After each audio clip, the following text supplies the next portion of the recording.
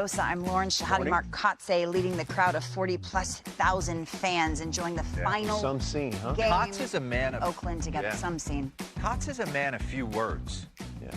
And for him to get, I thought he went out there and hard on his sleeve. He went out, he was shaking hands, taking pictures with the people in the parking lots before the games. There was an image I keep emotional thinking day. about, of a stadium worker who has worked there for 31 years in tears. So many people, that's who I feel bad for. I mean, livelihoods, the owners and the players, they're going to be fine. It was they're billionaires and millionaires largely, but it's the stadium workers, it's the fans that are not going to have baseball, and that's a shame. We're thinking of you. One last win. That was written in the stars, wasn't it, right? To the National League West, where the Padres and the Dodgers gave you everything they had this series. And top of the seventh, Will Smith's value cannot be denied. Man on. And the Dodgers trying to secure their 11th NL West title in their last 12 seasons. I thought the Think about Padres that. are going to get him again. Talk about complete domination. 3-1 heater, middle. This ball gets through. I did not think this was getting through. And later in the inning, Shohei Ohtani spent more than $1 billion this offseason to the Dodgers, and the biggest part of that was him, and what a special season. They deferred $999 million. Mookie Betts, next batter, 2 men on, the 1-1. Is that fair? You saw what the top of the LA order is capable of. That's for darn sure. Both runners score. Dodgers fans treat Freddie Freeman like he's the Lord. They were doing a Rocky chant to get him on his feet. I think he tweaked both ankles. Robert says, Watch the replay. He's a dancer, too. I'm surprised. There's one tweak, and then this one. Yeah, I got him. I mean, he was in a walking boot when he left the stadium. He's not going with them to Colorado. This game was you mostly can't LA. make that trek into turbulence. I agree. Ankle's going to blow up. Yeah, you can. 5-run 7th inning and 2 for good measure in the 8th. Andy Pajes, some production from the bottom half. And the Dodgers take a 7-2 lead. Just why not? Later in the inning, bases empty, a double to left, recording his 400th total base. Wow. What? Of the season. Good grief. First player to do it since 2001. Bottom of the 9th, Kyle Higashioka. The last chance for the Pods. And that was it. That was all. They clinched the National League West, and the Dodgers celebrate postgame. Guys are capable of not just starting a game, but winning a postseason game. But right now, it looks like Schmidt is that guy. It could be the bullpen for 1 and 2, or start game 3. In the past, Aaron Boone has been able to use Loaizaga in so many spots in that bullpen. The way the American League Division Series shapes up, it's game 1 day off, game 2 day off. So that changes the rotation as well, right? They're going to get more rest in there. Yeah, that's a great point. That's why I look at teams like Detroit and Cleveland. I know Detroit's got Schoolboy. He's in a category of his own. But otherwise, they're winning games by basically playing tournament baseball, American Legion baseball, I call it, where you use so many different pitchers. And when you have the depth that Cleveland and Detroit has in the bullpen, and as you mentioned, the days off, you can afford to do that a lot more in the postseason than the regular season. In the last week of the regular season, we always talk Rookie of the Year, Cy Young, and you threw out this question, Player of the Year.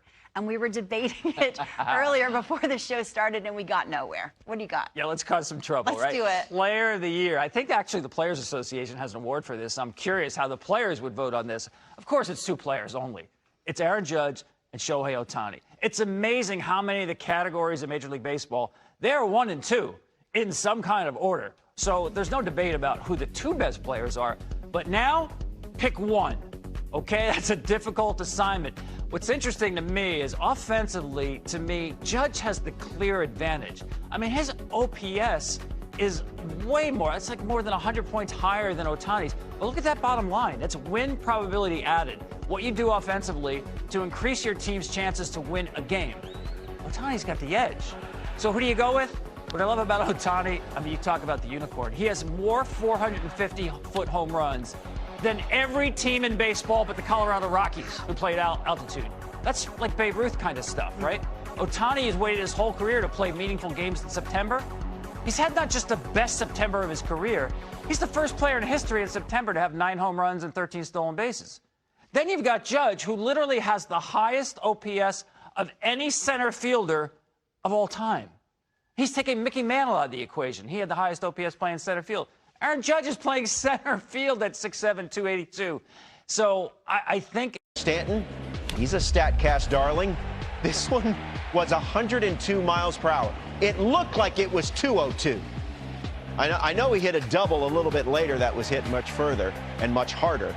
But the New York Yankees beat the Baltimore Orioles 10-1, and they win their second division title over the last 3 years. The Orioles are indeed going to the postseason, having clinched a couple of days ago. Padres-Dodgers. Dodgers clinch a division title. Shohei Ohtani, a big knock off Taylor Scott, and then Kyle Higashioka, Tanner Scott, excuse me. Dodgers clinch the division.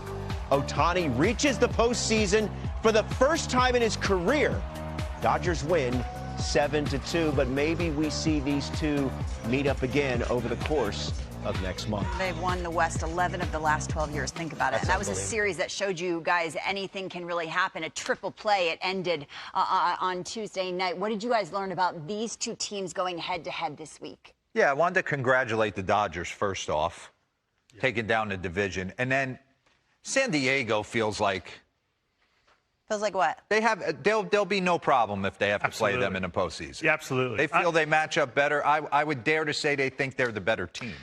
You know, last time I was in here, we were talking about the Padres bullpen, and I was seeing a couple cracks there. Just look, Tanner Scott, I know we're probably going to get into it here. Yeah, we're going to get into him. But just watching some of the matchups and the approach against him, you're like, ooh, maybe that bullpen of the Padres, which is so dominant, maybe there's a couple cracks, or maybe the Dodgers are seeing something that we're just not seeing. Ryan, big day. Kind of coming off Wednesday. The goal of these tapes is to get them sponsored at some point. Okay. So we're going to do... Let's do it. Welcome to the club, Kamba. I love it. D-Rose Details has taken a major step up. Okay? And we're going to lock in on three things. I want to lock in on Walker Buehler because I believe in my heart it's going to go some version of Yamamoto, Walker Buehler, Jack Flaherty, however you want to dice that up. And I think he's starting to throw the ball pretty decent. Yeah, he's starting to reimagine himself, that's for sure. I always compare him to the 2021 version. I take 2022 out of it. Yeah. Because that's when you start to see a little bit of a decline, not just with the velocity so much, but with that induced vertical break, the spin, he started to lose a little bit of RPM. So he started to lose that weapon at the top of the strike zone. He's trying to almost will himself to that mean, tough, boom. And I want to dive in on him, if we can, because I want to go through Walker Buehler. There's a lot of history between him and Fernando Tatis Jr. and just the way he attacked him. 95 sinker in, slider down and away, bullet up the middle. So pause this real quick and bring up his pitch usage board because it would appear that Walker's throwing 18 different pitches.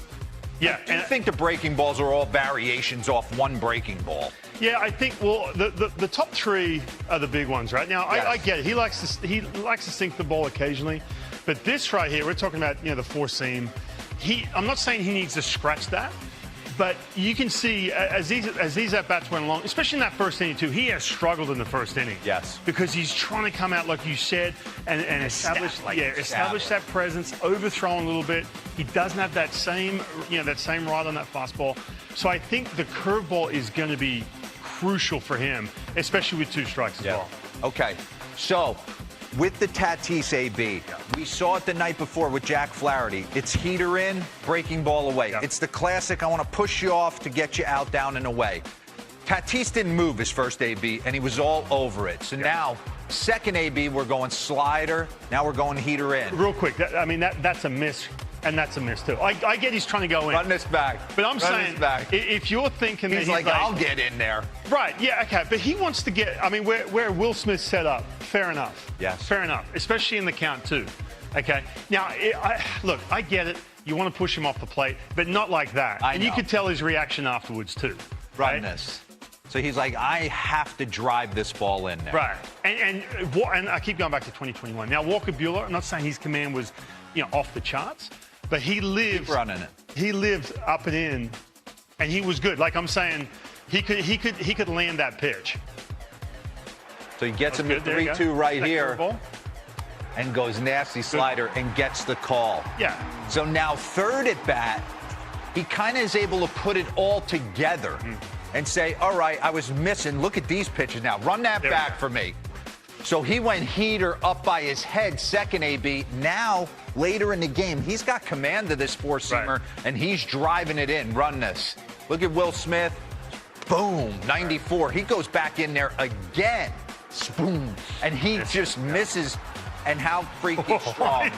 That ball almost left. Unbelievable, yeah. Overthrown a little bit on that one. Okay, fair enough. That's all right. Not bad. Try to. Did he go? No. Now, is he sitting fastball right here? He went. Actually, it's the at-bat after this one. I just think Fernando Tatis is sitting out over. He doesn't think Walker Buehler, and Chipper Jones used to say this all the time. You could pause this. You show me a right-handed pitcher that can land 3 heaters into a right-handed hitter, I'll tip my cap. I don't think he can do it. Yeah, and that's not something where if he pitches up, oh, I'm scared, I'm going to, like, alligator arm. Yeah. No. You're right, exactly. He knows he just can't land that heater in. Absolutely. Okay, I thought this was interesting. Joe Musgrove threw the ball great last night. He did. Right? Yep. Looks the part. Cutting it, spinning it. We get to the bottom of the 7th, 2-2 game, and he only gave up the 2-run spot to Will Smith in a 3-1 heater. Yeah. Get me over, took him dead center. Mike Schill went for it in this moment, and I thought it was pretty interesting. 85 pitches. Well, he could have let Musgrove face Gavin Lux again, who had hit a double, and he goes right to Tanner Scott, who's awesome. Just going back to Musgrove. You mentioned the fact that he decided to go left on left. I think that you mentioned Gavin Lux. Now, Freddie got him double down and away. Yeah. Change up, 2 strikes. Boom, thanks. Gavin Lux put that in the back pocket. Oh, I'm probably going to see a change up, 2 strikes. I can hit the ball. And he did the exact same thing. Yes. So in that moment, it's like, what option do we have against these guys who are seeing him in that count? And then so he goes 85 pitches deep. All right, I'm moving on. Moving on. Brings in Tanner Scott now on the flip side. And this is why he keeps putting on a Dodger uniform. Kike. He lives for the big moments. 72 postseason games, 274 with 13 homers and 29 RBIs. He's had some monster games. Remember the 3-homer game 2017? Everything hard coming in from Tanner Scott's a nice matchup for Kike. So he steps up, and then Ohtani's able to get this ball through the hole, which, if there is one bugaboo, and I love the San Diego Padres, if there's one bugaboo I notice, is that potentially their infield defense. So run that back for me is a little spotty. Pause.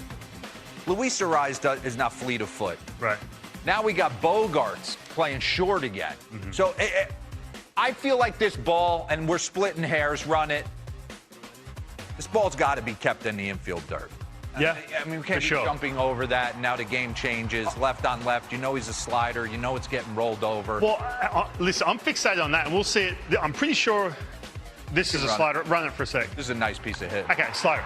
Did you notice, all right, Kike, he's sitting there, 0-0, slider. Ohtani gets a slider up. Mookie, slider early in the count. Yeah. So if you eliminate the fastball, right? So Tanner Scott, look, big bullpen piece, and this is what I'm talking about from last night. Watching him pitch, fastball is dominant. Now, usually it's that slider, especially left on left against Ohtani. Usually it's not that dominant. And I'm saying, leaving it up. But I'm thinking they're sitting on it. That fastball is like their opponents hitting like around 100 against that pitch. But he was going slider, and they're just sitting. You know what? We're going to eliminate that heater if we see something spinning, and they go all over it. You can see those last 3 hits. Yeah. I just think there's a bit of a tell there, or maybe they're seeing something from the fastball where they can eliminate the fastball. But I found that interesting with Tanner Scott in that big moment right there. I want to give some love to Will Smith. I think he's kind of had a quiet year. I wouldn't necessarily say a down year because the numbers just support that his batting average is a little off. He certainly had a quiet year. He's one of my favorite guys on Team USA. And to watch him in this big spot, 2-0 San Diego, Joe Musgrove, who doesn't give in at any point in the game, decides bow and arrow heater 3-1. I was shocked he threw that pitch. Yeah, I'm with you on that.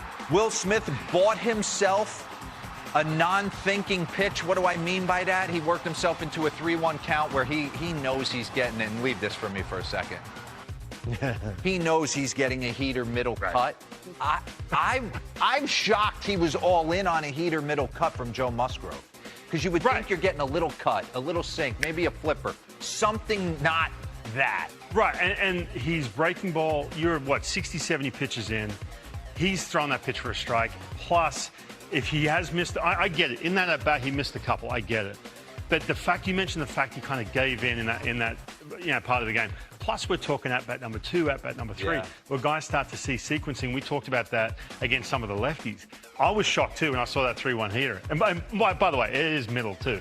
You get that off the middle of the plate a little bit different, maybe a different story. But I was happy for Will Smith, like you said, with the year he's kind of having. Yeah, run this. Kind of comes from that Justin Turner school of thinking. He's got a lot of warrior in him, Will Smith. He gets fired up. And I was saying, it appears that his numbers are, and they are, 261, 246, but the homers, the OPS is kind of a smidge off. The ribbies are the same. So don't be shocked if he has a couple big moments for the Dodgers in October. Do we know about Freddie's ankle? What's up? I had heard that he's not going to travel with the team to the Rockies. He left the stadium in a walking boot, but they think he's going to be okay for the DS. All right, guys, great job. As the regular season comes to a close, we're going to take a look back at the year that was.